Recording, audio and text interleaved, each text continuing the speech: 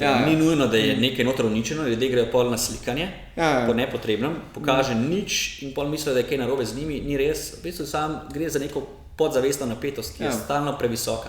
In ta napetost v vratu lahko pogosto bo tudi v težave.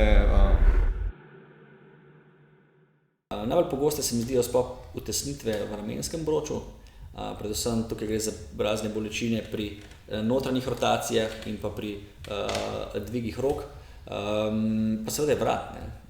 Se to sta dve dosti povezane zadeve. Pa čisto po eni strani lahko povezane s tem, da veliko ljudi precej časa tudi presedi in nič ne da pozornosti na to, v kakšnem položaju presedi. Nekdo pride te pa ti pojamra, da ima težave, konstantno pekoče bolečine med lopaticami in pa ga malo opazuješ in ugotavljaš, da v bistvu ta človek ves čas glava malo tiči naprej.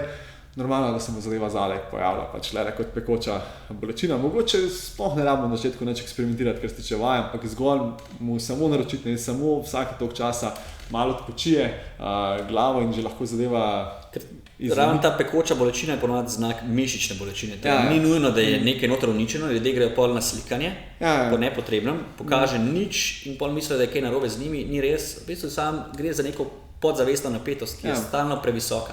In ta napetost v vratu lahko pogosto bo tudi v težave v ramenskem predelu, lahko gre za kakšno prevelike napetosti mišic v vratnem delu, lahko pride do kakšnih tudi utesnitev živca, ki potekajo dol proti rami in roki in so te zadeve lahko povezane.